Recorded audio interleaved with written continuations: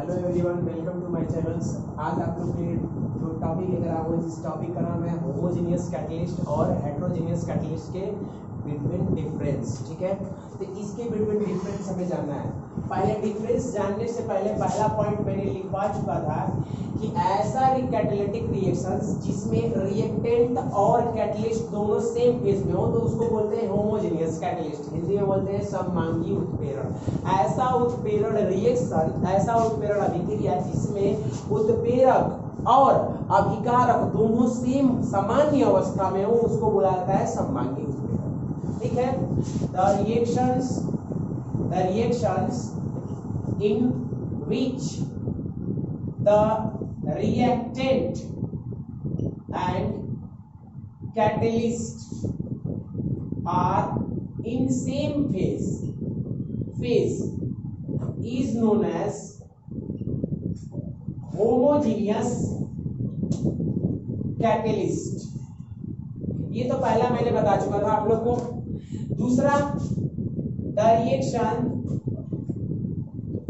in which the reactant and catalyst in different phase, अलग अलग phase में हो, different phase is known as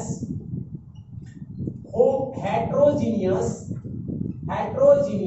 catalyst। ठीक है, यही तो हेट्रोजीनियस कैटलिस्ट होता है। दूसरा मैं पॉइंट बताने जा रहा हूं, होमोजीनियस में क्या होता है कि तो रिएक्टेंट लिक्विड में होते हैं या गैसियस स्टेट में होते हैं। तो क्या होता है, कैटलिस्ट भी गैसियस और लिक्विड में होते हैं, लेकिन वो आपस में मिक्सिबल होते हैं। यानी catalyst in homogeneous catalyst, homogeneous catalytic reactions, the catalyst and reactants are miscible। miscible मतलब समझ लो, miscible मतलब मिल जाते हैं। क्योंकि रिएक्शन लोगे अगर गैसियस फॉर्म में रिएक्टेंट लियो तो गैसियस फॉर्म में तो कैटलिस्ट भी होगा, तो कैटलिस्ट रिएक्शन दोनों आपस में मिक्स हो जाएंगे ना, इसमें मिक्स हो जाता है।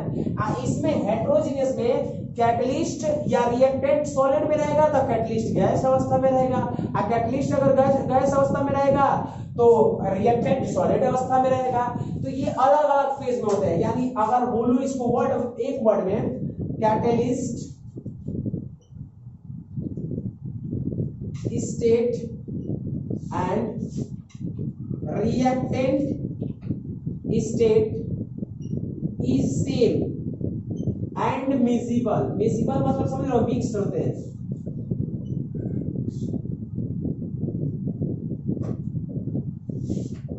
बट हेट्रोजीनियस में रिएक्शंस में catalyst and reactant does not mix. एक बात और सुनो, होमोजेनियस कैटलिस्ट में कैटलिस्ट को सेपरेट नहीं कर सकते, उसी में रहता है। वो मिक्स हो गया एक बार तो उसी में रहेगा, उसको सेपरेट नहीं कर सकते, ऐसा कोई प्रोसेस नहीं है। लेकिन हेट्रोजीनियस में सेपरेट रहता है, सेपरेट हो भी जाता है आराम से, कोई दिक्कत नहीं होती है। ठीक है, catalyst can not separated and इसमें आराम से इजीली सेपरेट कर लेंगे, इजीली सेपरेटेड। इसको अच्छे से अभी एक्सप्लेन करेंगे। वह उत्प्रेरण अभिक्रिया जिसमें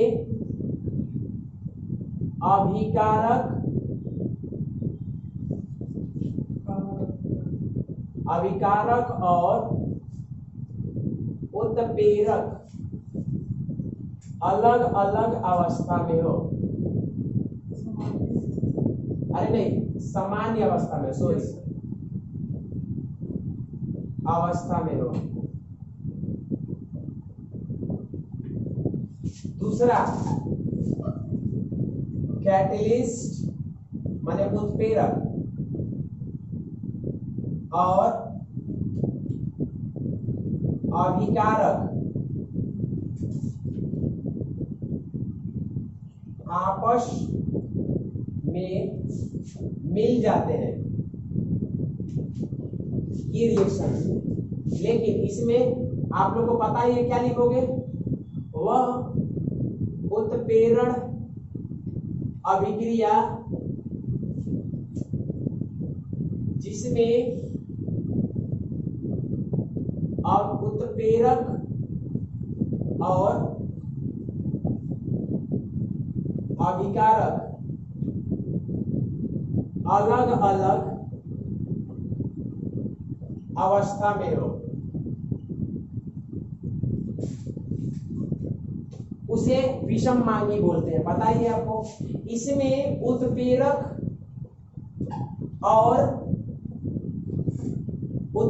और अभिकारक आपस में मिक्स कभी नहीं होते, में कभी नहीं मिलते हैं।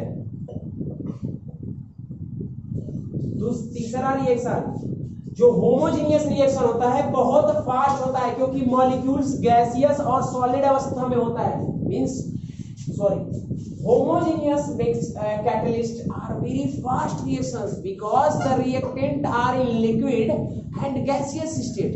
solid state में नहीं होते हैं, उन लोग के constituents particles में मिलने में आसानी हो जाती है, क्योंकि वो मूवेबल रहते हैं, मूव आराम से कर सकते हैं। समझ में आया? यानी this reaction is homogeneous catalytic reaction is fast and heterogeneous catalytic reaction is slow. इसका थ्योरी पढ़ाएंगे नेक्स्ट चैप्टर में, अभी नेक्स्ट वीडियो में, कि ये theory of heterogeneous catalyst, mechanism of heterogeneous catalyst. ठीक है। तीसरा पॉइंट यहाँ पर क्या लिखोगे कि इसमें क्या होता है कि उत्प्रेरक और अभिकारक को हम कभी अलग नहीं कर सकते। इसमें उत्प्रेरक और अभिकारक को अलग नहीं कर पाते हैं, लेकिन इसमें आसानी से उत्प्रेरक अलग हो जाता है जब उत्पादक फॉर्म होता है, तो उत्पादक बनता है। तो समझ में आया? उत्पादक बनने के बाद कैटलिस्ट अपने आप अलग हो जाएगा। मैं बताऊंगा इसका मैकेनिज्म, अभिक्रिया लिखवाऊंगा तो। ठीक है। यानी उत्प्रेरक उत्पादक बनने के बाद आराम से अलग हो जाता है। मेरी बातों को समझना, इसमें बहुत आज अगले साल के क्वेश्चन पेपर में आया है, the difference between heterogeneous catalyst and homogeneous catalyst. 3 point लिखना था 5 नंबर। तो पहला पॉइंट सभी बच्चों को मालूम होगा और बाकी पॉइंट किसी को नहीं मालूम होगा। आसान तरीके में मैं बताऊं तो पहला पॉइंट आप पहले क्या करोगे, कॉपी पे जाकर बीच में वर्टिकल लाइन लिखोगे, नंबर कैसे गेन किया जाता है। इधर लिखोगे हेटेरोजेनस, उधर लिखोगे होमोजेनस, चाहे उधर या चाहे उधर। आपको पता है कि वो रिएक्शन कैटालिटिक जिसमें रिएक्टेंट और कैटलिस्ट सेम अवस्था में और सेम स्टेट में हो तो वो होमोजेनस, और डिफरेंट अवस्था में तो हेटेरोजेनस। इसको सबको पता है।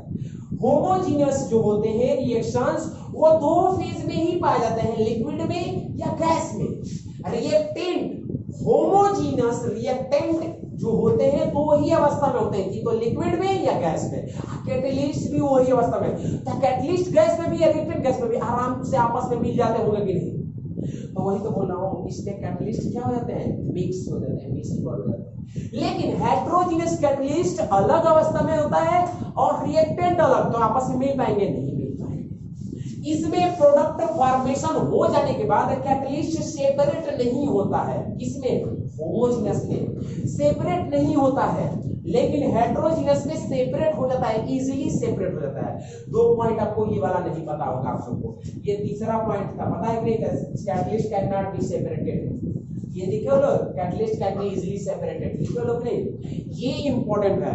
और चौथा जो पॉइंट बता रहा हूं और एक एक्स्ट्रा, तो होमोजेनियस कैटलिस्ट आर फास्टर और हेटेरोजेनस कैटलिस्ट आर स्लो। समझ में आया? ये आपकी 4 पॉइंट एग्जाम में बहुत ही वैल्यूएबल है। हिंदी वाले समझ में आया?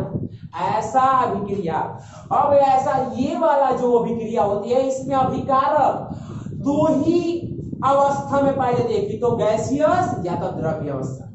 तो कैटलिस्ट भी द्रव्य में होगा, उत्प्रेरक तो आराम से मिक्स हो जाएगा, लिक्विड लिक्विड आपस में मिक्स नहीं हो जाते हैं, तो वो मिक्स हो जाते हैं।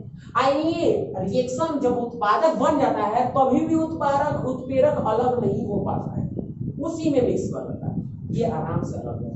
तो ये आपका एग्जाम में 4 नंबर दिला देगा आराम से।